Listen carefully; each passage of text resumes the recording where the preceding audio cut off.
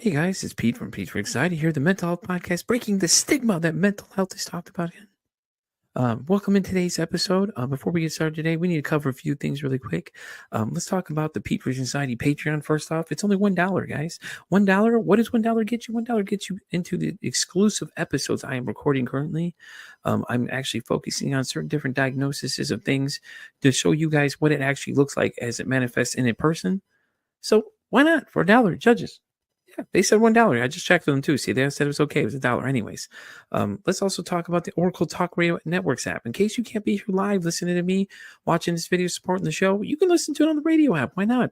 It connects us live to our 365 radio. Just go to your app stores and download the Oracle Talk Radio Network. You'll see the big old Oracle Talk Radio Network app logo right on there. Download it. It'll connect you to me, 10 a.m. Central Standard Time, 3 p.m. Central Standard Time, to Pete for Anxiety when I'm live doing my thing right here, informing the world and raising mental health awareness. So where are you going to be? 10 a.m. Of course. Come on. We just talked about this. Pay attention for once. Damn. Do y'all know how to listen? And as always, guys, like, follow, and share the YouTube channel. If you guys like what you're seeing, leave some comments, man. We want to know. I want to know if you like what you're on. You want to be on the show? Let me know. Hit me up at PeteVersusAnxietyPod@gmail.com. And as always, guys, enjoy the show. And by the way, did I mention to like, share, and subscribe to the YouTube channel as well? Yeah, okay. I just want to make sure because some of y'all are hard of hearing in the back, may have to yell loud or get a megaphone or something. But, anyways, let's get today's show started. Y'all have a great one. Enjoy. Welcome into another exciting episode of Pete vs. Anxiety, the mental health podcast breaking the stigma about mental health. My guest today is Ben Milston. Ben, say hi to everybody. Hi, everybody. Thanks so much for having me, Pete. This is good to be here. I'm glad you're here, brother. And Ben, if you want, go ahead and tell everybody a little bit about yourself, exactly what it is you do and everything like that. Because I know you have mindset and transformation. And blah, blah. If I can even say the word, it'd be great, Coach. Yeah, I'm a mindset and transformational coach. I help support people through depression and anxiety through alternative holistic approaches outside of mainstream conventional approaches.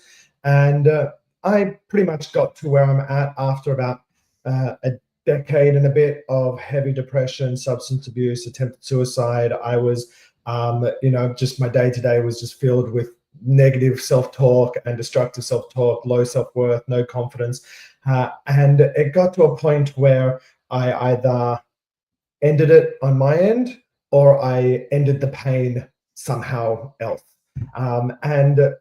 Through kind of mainstream conventional approaches, when I was speaking to a bunch of therapists, and I was also self-medicating and other medication and this and that, it was just nothing was really hitting the core root of what was going on inside. It was all just trying to mask the pain.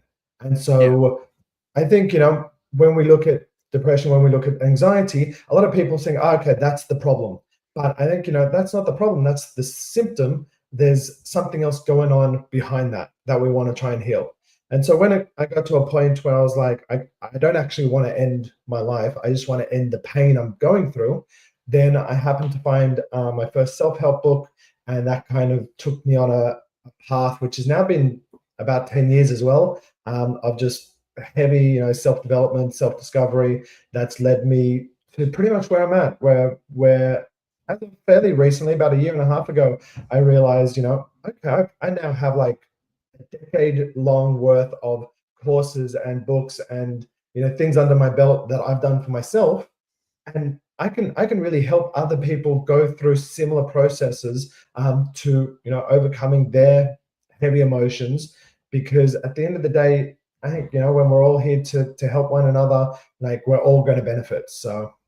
Yeah, I like that though. That's awesome that you're speaking from experience because a lot of times, a lot of people can relate to that because it's like, well, Ben can you just like, well, they're talking, oh, well, Ben's been there, he knows what it's like.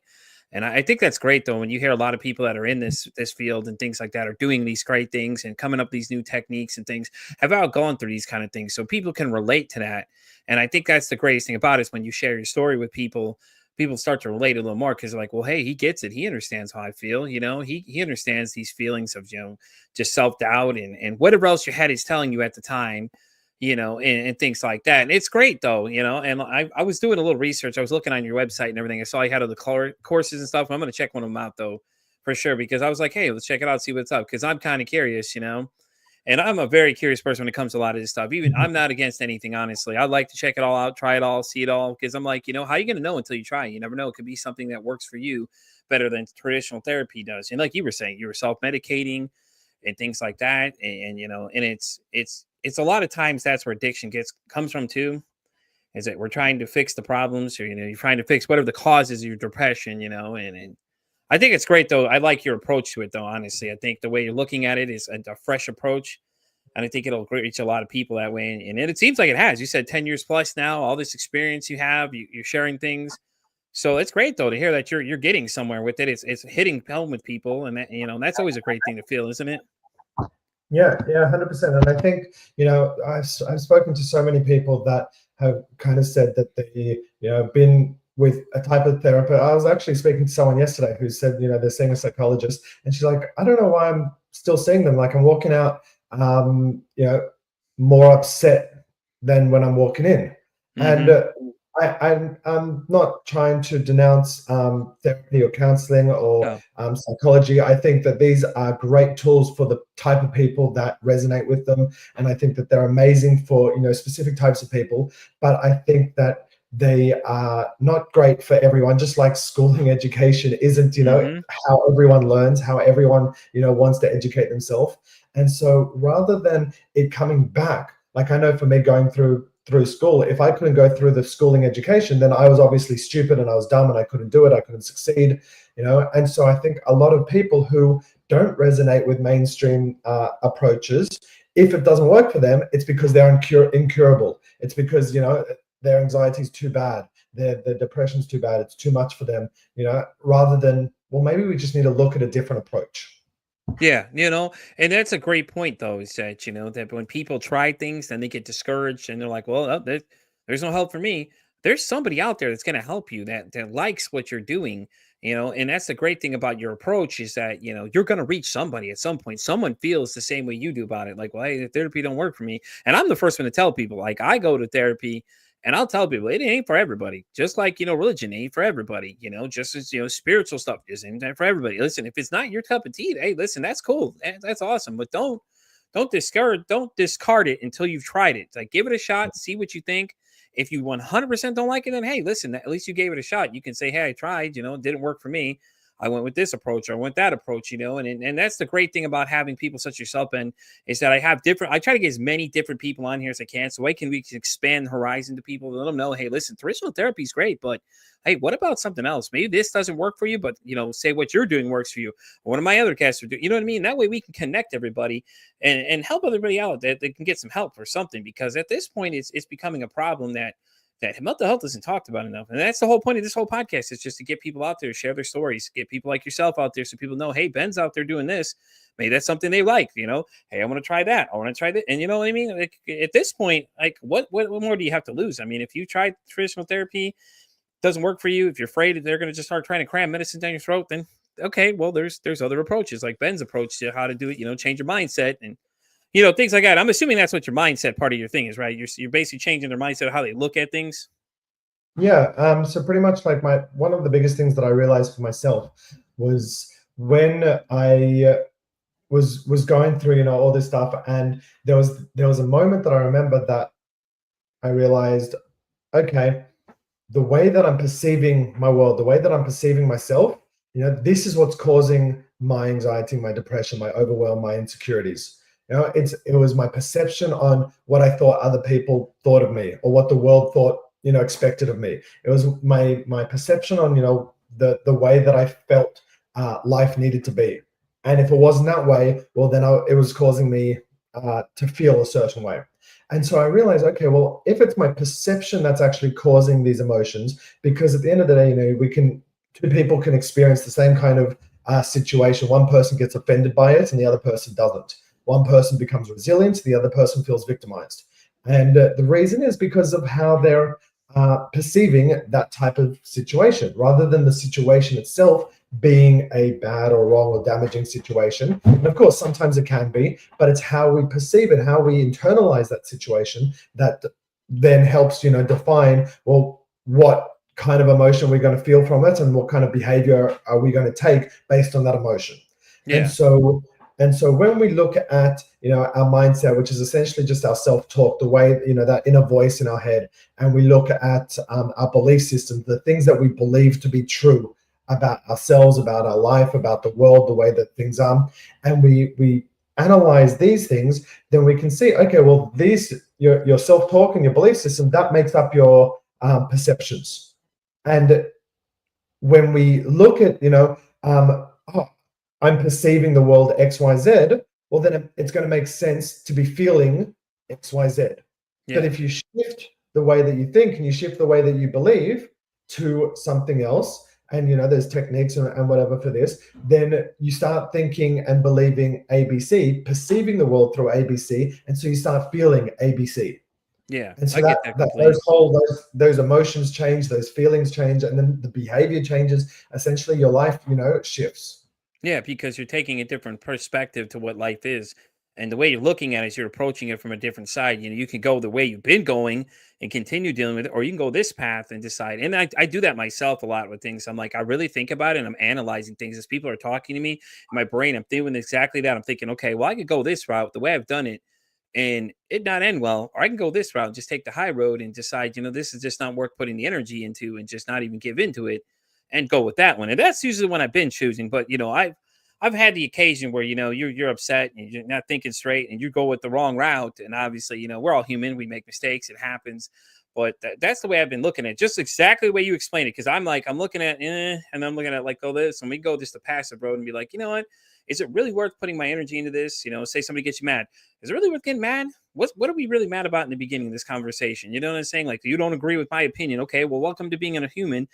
We all have our own opinions. It's the great thing about it. Like, I may not agree with everything a lot of people say, but at the same time, it's like, just be respectful to other people. It's like, if you don't respectfully like what they have to say, you don't have to sit there and voice your like sit there and like hate on it. I mean, what's the point of that? Like, what good do you get out of that? Being that rude about it? It's like, if it's not for you, then don't listen. That's it. Simple as that. You don't like a song, switch it off.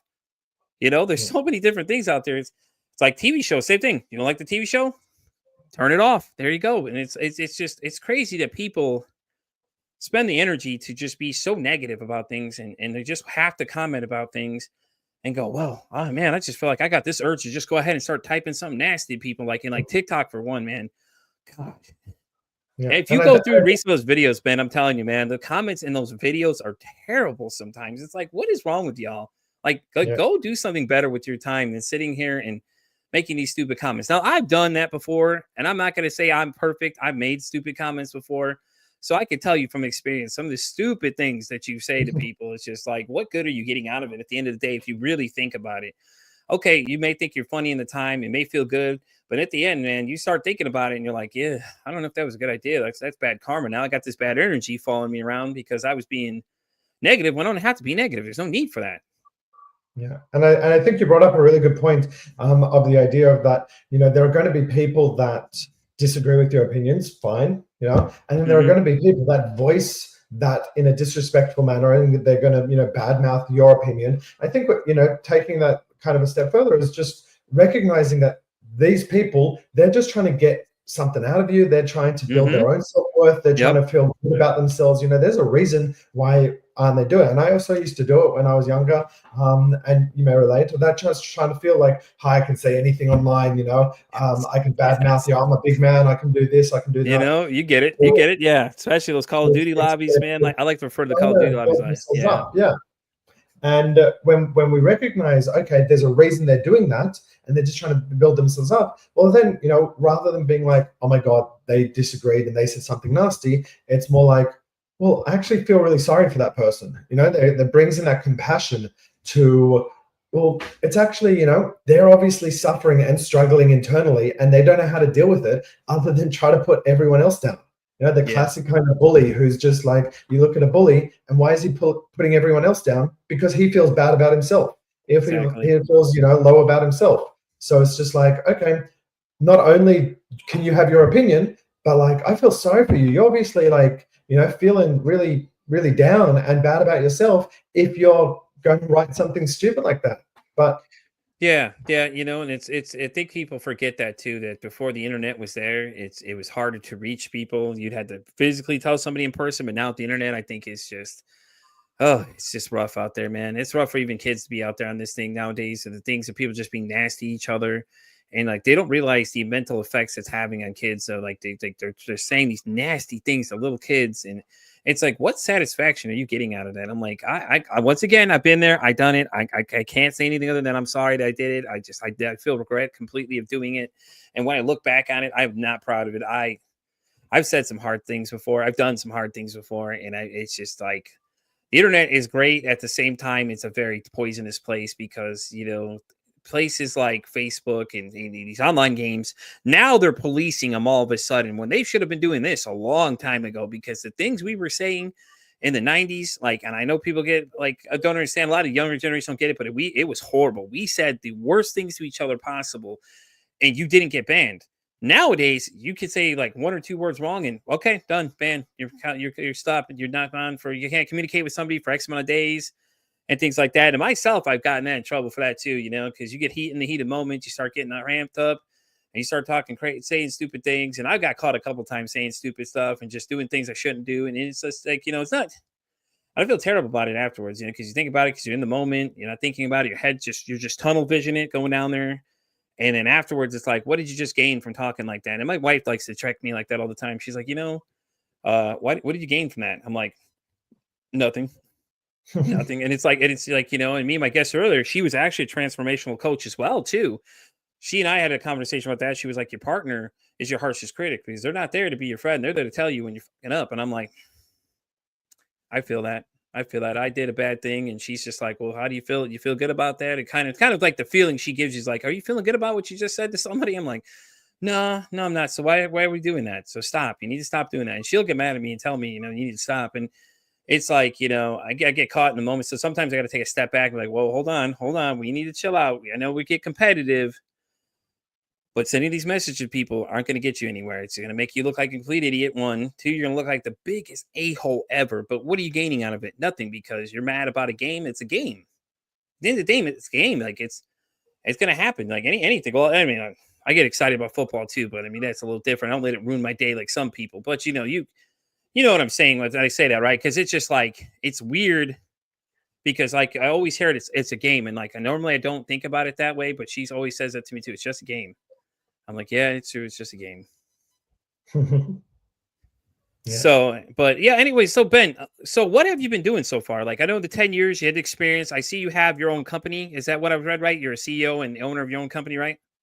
Yeah, I'm the founder of Ben Milston Coaching, and that's just the space that I can help provide people with the type of support that they need to go on a journey with me to overcome their depression, anxiety. But it's been a hell of a journey getting here. Feeling like I'm in the right place and right space to be able to support people in a unique way, in a way that is the right type of support I think that people often need. And that was just going through a massive kind of journey, both around the world and internal journey myself. It's been a crazy kind of 10 years. I went hitchhiking through Europe and sleeping on the streets and in parks and dumpster diving food from the bins, and I was going to different eco villages and volunteering and doing like a whole bunch of like crazy stuff in that kind of trip, just to put myself into these extreme kind of situations to see how I would handle it, to see what would go on in my mind, and if I could stay calm, if I could stay balanced. I went horse riding, the caravanning around Mongolia for 4 months without a guide, with about 20 other people that I found from Facebook. And we just kind of bought horses, bought a map, and just went out into the land in Mongolia, which was epic. And that was, I look back, and there was a couple of times when if we'd fallen off our horse and it would run away, like that's it, we would have been stuck in the middle of nowhere. Or there was times when we got like kicked by the horse, or this, that. Like there were so many times that something terrible could have happened, and it just didn't, because I think we're just learning to trust ourselves and trust the space that we're in, trust each other. And I think that's such a big part of anxiety is this kind of feeling of trust or lack of trust in our own capabilities, in our own abilities, in the people around us, and essentially, in the type of outcomes that are going to occur. There's someone I'm working with at the moment that goes through, and you may resonate with this, every kind of possible situation that could come from any thing she says, any kind of action is taken because there's what if it's the wrong decision? What if it's the wrong outcome? And it's just a question of, well, there isn't necessarily, like, there can be less favorable outcomes, but we're going to make mistakes. We're going to do the wrong thing. We're going to, sometimes it's going to turn out well, and sometimes we're not going to turn out well. And so it's just a question of, can we be okay with whatever the outcome is, rather than being stuck and frozen in this kind of fear and anxiety of, well, what if it turns out this way? Or what if it turns out that way? Yeah, no, I get that completely. Well, that's so cool though. You went to Mongolia for 4 months like that. That had to be amazing, Ben. That had to be. Oh man, I don't even know, dude. That would just be amazing in general. Just being out there and just seeing the sights and the creatures and things you see while you're out there, dude. That's awesome. That's so cool. I didn't. That's so awesome to hear though. And do you meditate by chance? I'm just kind of asking questions because I know a lot of the last person I talked to, Stephanie, she mentioned meditation, and I don't know if that's a big thing in your practice, or things you suggest for people to help them, ease their minds and things like that. Because I know meditation is great for a lot of things, and a lot of people sleep on it and don't understand, and they think it's all the kind of weird, goofy thing they see in movies and TV shows, but it's really not, guys. It's a good way to kind of calm your mind and things like that. Yeah, so I've done a lot of meditation. I've actually done 3 10-day silent meditation retreats, and I had a practice for a while of doing about 20-30 minutes of meditation daily. At the moment, I've got a 1-year-old daughter, so my practice has kind of gone down in the last few months. But I also do quite a bit of breath work, which also helps just regulate the body. Something really big for meditation, which I think a lot of people don't realize, is they think that they just need to sit there and come into this kind of Buddha state, this like enlightenment state, and I'm going to have no thoughts, and I'm going to just be able to sit there, and I'm going to be, and the practice isn't sitting and reaching this feeling of like emptiness and no thoughts and whatever else. It's the practice is coming from a kind of what they call monkey mind, where we are constantly just thinking about everything, and then we'll just, if you notice your thoughts, we'll just kind of jump from thought to thought to thought, and then something will pick up our mind here, and we'll follow that thought, and then we'll think about this, and we'll think about that, and then within 2 minutes you're like, how the hell did I get to this? Why am I thinking of this? I started thinking of that, and this, like, how did I get here? And so the idea of meditation is just bringing the awareness back to either sensations in the body, back to our breath, which is a classic easy one, because it's in that practice, and it becomes a skill. It becomes something that you improve, of just moving our thoughts back from being lost over here to, okay, we're back here. We're back in the now. We're back, just following the breath, following where I'm at. And this really helps a lot, specifically with anxiety, when we're able to do this, in just our day to day, because for anxiety, a lot of what happens is it's just, it's that overthinking. It's overthinking about every possible situation. It's where I'm at, what, are they judging me? Are they this? Are they that? All that kind of feeling. And when we can retain that overthinking and move it back to just, I'm okay. I've got this, just like more unified, singular thoughts, then we don't get lost on this like kind of tangent of like negative thought cycles. And that's really, some of the biggest benefits that meditation has to offer, as far as, I would say, for the, the everyday person. But it's like anything, it's a practice. There's a reason why there are monks that go and spend, hours meditating. There's a reason why, for my practice, I did 11 hours a day, 10 days straight without speaking, just meditating. And that brought me, to here. But that was like, I've still got a long way to go. So it is something that is a practice, but consistency, like with anything, you do 10 minutes a day, you're going to see some incredible changes in your life, even just 2 months down the line. It's funny you say 10 minutes a day because there's a woman I do a Patreon as well for the show. She had said that she does quantum healing, and she said that that's one of the requirements were for 2 weeks. You have to do 10 minutes, 10 to 15 minutes a day. Just meditate. Here's some easy techniques to try and things like that. Cause she was offering me for me to come do it. She was going to let me do a session with her for free. Cause I was like, I'm interested, really, honestly. I'm interested. I want to try and see what I can unlock and everything else like that. And things like that. And I thought it was interesting because I'm like, man, meditate. I was like, I never even thought of that. I was like, maybe I should try it. Why not? Because I'm at the point in life where I'm just like, you know what? Let me try it. I'm going to try it, see what happens.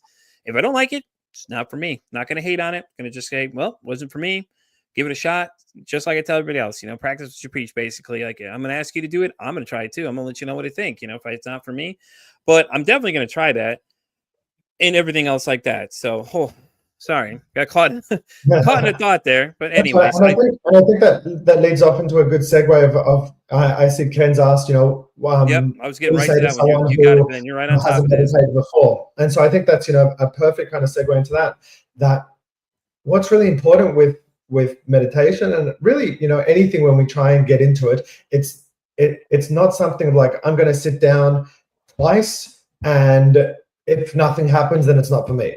It's kind of being like, I want to learn to play the guitar. I'm going to pick up a guitar. I actually don't know how to play the guitar. I don't know what I'm doing. Not for me. Well, obviously you don't know what you're doing. Obviously you've never played, the guitar before. Like, have to give it a bit of time to see whether or not it actually starts flowing, whether it actually starts, and you start picking it up, or whether, so first I would say is give yourself a bit of time. And I would say maybe 2 weeks, 3 weeks is like the minimum I would recommend. I would also say start super small, and if 10 minutes sounds like a lot for you, then start with 5 minutes, because it's always better to build, and this goes with any habit. It's always better to start small with a habit and build your way up than to start with something that just seems too inconceivable to do. And so, if you're like, I'm going to do 5 minutes every day for 2 weeks, okay, that seems totally doable. You can do 5 minutes. So you sit down, and again, just for these 5 minutes, just follow the breath. Sit comfortably. It doesn't need to be cross-legged on the floor with a pillow, whatever. You can sit on a chair. Make yourself comfortable, and just breathe. And just every time your mind follows off and goes somewhere else, because it will, the mind just takes itself off on these journeys. Just bring it back to this breath. Something so important, specifically with meditation, is not to beat yourself up if you've noticed that your mind goes. Sometimes, I'll be like sitting for 20 minutes, and after 20 minutes, I'll be like, I don't think I followed my breath at all for that entire 20 minutes.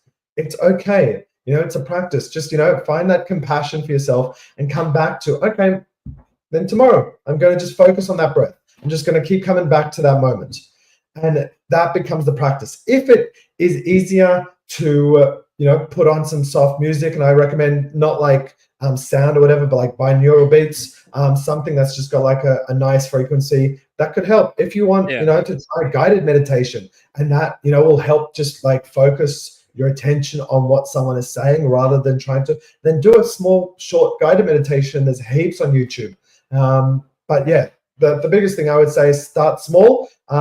Give yourself like at least 2 weeks to test it out, and don't bang yourself up if you get to the end and you're like, I don't know what I just did. This isn't working. I'm not for me, because Ben, I gotta say, I like how you relate things to everything else. You're just like, hey man, just give it a try. Like 5 minutes a day and build up to it. And you're right, it's 100% what it is. You're training your mind. It's just like if you go to the gym. Oh, I went 2 weeks, I didn't see results. Yeah, fool, because it takes more than 2 weeks to see results. You're training yourself. And like you said, it's just, it's one of those things you're learning. Do it little by little, build up. And that's the best advice you can give. I think that's the greatest advice you just gave to everybody. Is just little by little, man. Start 5 minutes and just kind of progress there to get to where you want to be, and things like that. And I think that, a lot of times people just jump the gun and are like, oh, well, man, I'm not getting anything out of this after 2 days. I'm like, it takes more than 2 days for you to, I think people are in a hurry. I think too many things are convenient nowadays. We're living in the now of that. We want everything right this minute. It's got to be ready right this second. We got to have receive results right now, or else it's like it takes time. Yeah. Same thing with medicines and anything else you do. All this stuff takes time to come in, incorporate. And I'm gonna do it. I'll have to let you know too, because I'll have to reach out and let you know how it goes, because I'm excited to try it, honestly, man. I want to try it, see what happens. I think it'll be beneficial to me, because with my anxiety, my brain does just that. It goes bouncing around my head like a super ball, and my thoughts start getting all well. And I think it'll help keep me focused on where I need to be and keep going straight, instead of just kind of bouncing off. And like you said, hey, listen, it's gonna happen. Your mind's gonna travel, and that's great advice too, because I don't like these people that go, oh well, if you go off this path, that's it, you're wrong, No, it's called being human. We like you said, it's gonna happen. You're gonna just have to reset your mind. That's all. You're training your mind. Literally, what you're doing is you're training it, essentially, to just focus on what you're doing. And a lot of those people I meet that meditate too. Oh, at first kind of were weird to me, and then I'm like, damn, I want to be that calm too, man. And a lot of them tend to be a lot calmer, because I'm pretty sure it's the fact that the mindset changes when you focus on it, and you just kind of get yourself in that one path and narrow. It's like, well, you can say all the nasty things you want, but you're not getting a response out of me. And that's where I'm going for myself, is I'm like, I just don't even want to respond to it half the time. I'll smile, nod at you, and I just won't say a single word, because at the end of the day, what am I gaining from that? Nothing. Because like we said, you can say all these mean things, but you're not doing yourself any favors. Like, just being rude to people, it's just costs nothing to be kind to anybody. Like, I think that's what we all forget these days, is that just being polite to somebody, saying hello, how are you? And Ken, for an example, what did I tell him? I usually ask people, hey, how's your mental health? And Ben, it instantly just goes, well, hold on, whoa. He just asked me how my mental health is. He didn't just say, hi, how are you doing? He said something deeper level. And then I'm like, okay, wheel it back. Let's think about this for a second. And the wheels turn. And I had said that to somebody this morning, in fact, and he had kind of reacted weird, because he's like, why is he asking me that question? I said, why not? Has nobody ever asked you, how's your mental health? It's a good question. Think about it, because we don't ask that question up to people. We just say, hey, how are you doing? They say, I'm okay. Okay, well, you got the answer. Okay, but are they really okay? That's the problem. And like Ken says, being rude costs you extra energy. It does. It's just not worth wasting that energy. To me, it's just not worth it, honestly. I don't see the point in it. I just, at this point, like, I was rude before. I was that person. And now looking back, it's shameful. But I mean, I could sit here and dwell in the past all day, or I could just move forward and let it go, and just try and move away from it. I was abandoned when I was a kid at 10. And apparently a lot of my rage issues I've had up until this point were because of that reason. But at the same time, I did gain the aspect, or I gained the personality trait of that I don't want anybody to feel alone. And I learned this from a psychologist I'd interviewed for my audio side of this podcast, Dr. Tim. Dr. Tim was saying that since that happened, now I have this sense of that I want to make sure nobody feels like they're ever alone. And I'm like, damn, how do you know that? It's just like, are you reading my thoughts, man? This is crazy, because it's like all that in just a few minutes of a conversation, he picked up on all that. And it was great, because, and like Dr. Tim said, he said, when it comes to psychology, because I asked him, hey, I'm interested. Where should I start? He said, focus on what it is you want to know. Don't worry about all the bigger picture, because it is so big out there that you'll get swallowed alive by everything else. But worry about what it is you want to learn. Just focus on those things. Stay on path. And it's same thing with meditation. Just stay focused. Like you're gonna veer off. Okay, hey, this is exciting. I want to check that. But just remember what goal you're working at. You're working towards keeping that center, and keep yourself centered and focused and things like that, because the beneficials at the end are so much better, as like you were telling us. Yeah, and I think what's so important is the idea of what focus is, because so often I know for me, like at school or in work or whatever, people just like, you got to focus more, you got to focus better, you just got to focus on this and focus on that. And it's like, well, how do we just focus on, like, what is focus? And focus essentially is just like where we send our energy, where we specifically put our attention towards. And so the reason why there can be this overthinking and whatever else is because our focus has never been taught. We've never been taught to focus on one kind of thing, and so it just kind of goes off everywhere, and we're focusing on this and then this and then this and this, and our attention is everywhere. And so I'm coming back to also meditation, but also just other practices when we want to come out of anxiety is practicing to focus on a task, practicing to focus on our breath, practicing to focus on a specific thing that increases if you say focus muscle, which means that it's not just going to be our attention's going to be everywhere. This idea of like everyone now has ADD and ADHD and no one can focus anymore and whatever. And it's like, well, no one's ever actually been taught to focus or taught how to concentrate, And so I think that's super important to recognize that if you're someone who feels that they can't concentrate or finds it hard to focus, it's not because that is who you are. It's just you've never been taught to focus on something specific, and it's something you can learn. It's something that you can improve on, rather than, oh, that's just me. I can't do it. I know, I was diagnosed with ADD and dyslexia, learning difficulties, and so because of all these labels, I was like, well, therefore I can't do it. You said, I've got this, and this, and therefore I can't do it. But it was when I, started challenging these ideas, and I was like, well, what if I can? What if I just needed more practice? My dyslexia, I was like, I can't read because I have dyslexia. I can't read. And then it got to a point where I was like, well, what if I can read? I just need more patience and more time and more consistency and, persistence with it. And, so I started teaching myself to speed read. And I was like, wait a minute. I don't actually have dyslexia or whatever. I just needed a bit more focus or a bit more time, a bit more, dedication when I was younger in the ways that I needed to learn, rather than the ways that mainstream society learns. And in fact, I can learn this. It just wasn't necessarily at the pace that some other people could, or at the, the right time, or, whatever else the situation was. And I think those labels can get so damaging to our mental health.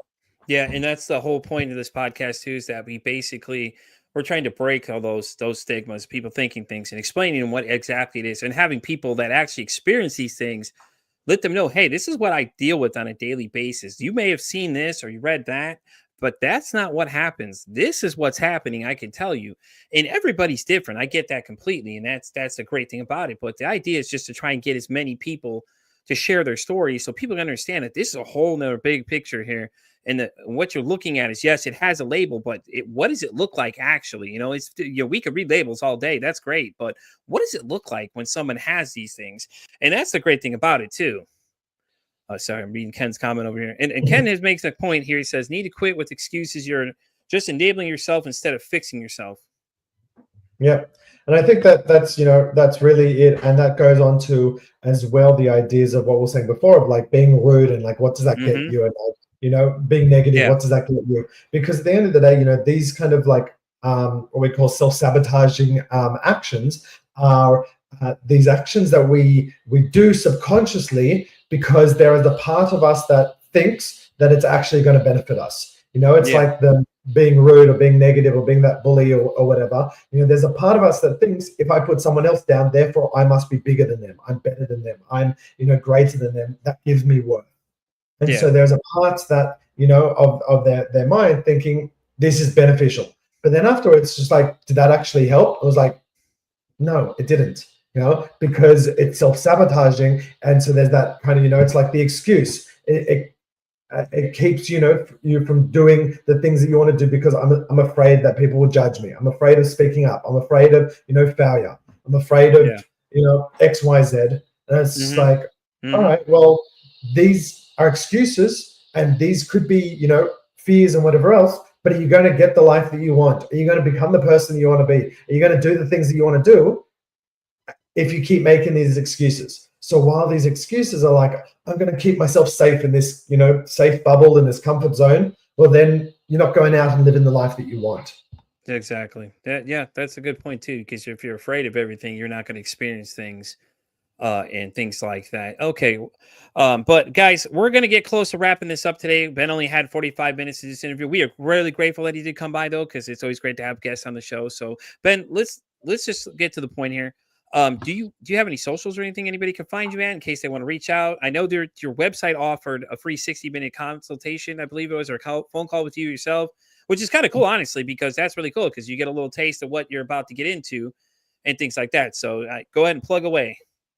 So got a 60-minute free consultation that I'm happy to just like walk through you. What I have is just like a framework. I do also offer like a free ebook that goes through this framework. If anyone wants, I can leave the socials for that as well. Definitely. The links for that as well. And that's just kind of my framework that I have used for myself, that I've used from numerous other people to help heal from depression and anxiety without trying to find different coping mechanisms or ways to deal with, but rather than understanding and analyzing what is the core root problem and behind that's causing the depression and anxiety. Otherwise, I've got a really supportive, beautiful Facebook community that I'd love you guys to be a part of. Definitely. I'll put that in the link as well. And if you just want to have a chat to me, I'm on Instagram and Facebook.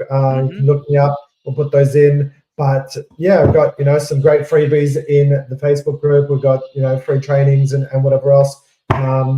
Listen, love helping you like guys I said, out. Ben, send me links and stuff. I'm going to put them in the description for this episode because I'll go back and edit and put them in there. And that way everybody can know where to find all your stuff. I'll tag your Instagram and things like that. That way they can reach out to you and your Facebook group and all that stuff. That way they know where to find all that stuff. I'll get all the links and everything for it. And I'll put it all in the description for everybody so they can see in case they want to reach out and, take advantage of that 60-minute conversation because that'd be great. Like I said, you just laying it out for people, let them know, hey, this is what we're about to go through.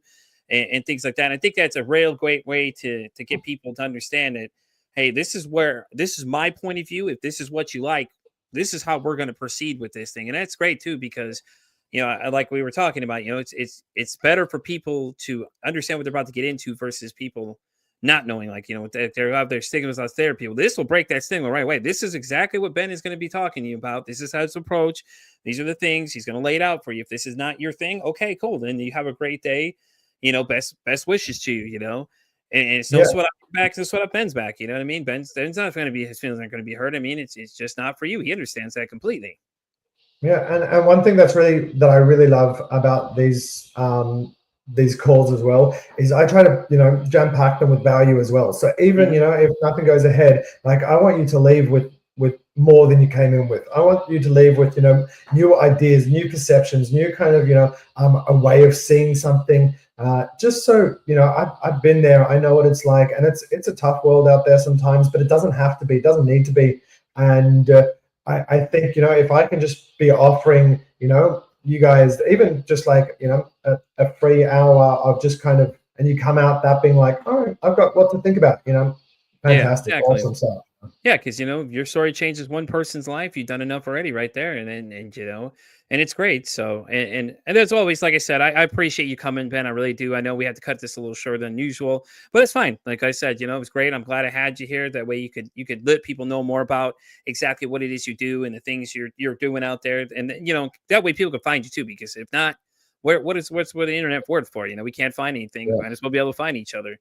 And, you guys already know where to find me. Weekdays. Mondays, I'm always here, 10 a.m., 3 p.m., doing the show, things like that. You know where to find my socials, Pete vs. Anxiety on Instagram. I'm on X. I'm on TikTok. I'm on pretty much every social media site. If you can't find me, then I don't know where you're looking for me because I'm there. I extend myself a little too far, I think. I'm on Facebook randomly, but that's how me and Ben connected, though, was Facebook was real great. When I was telling somebody about that earlier, by the way, too, I was like, man, Facebook's a real great way to find guests. But we got to wrap this episode up of Pete versus Anxiety. Ben, once again, I thank you so much for coming, man. It was great having you. You're a great conversation. I'll definitely be following you on Instagram because I want to keep in touch with you and everything like that. Ken said awesome show, by the way. He's one of the guys that's actually been on the show and things like that. But we really appreciate your time and for you coming here. I know you only had a little limited time, but hey, listen, man, it's better than no time. You know what I mean? Yeah. All right, guys.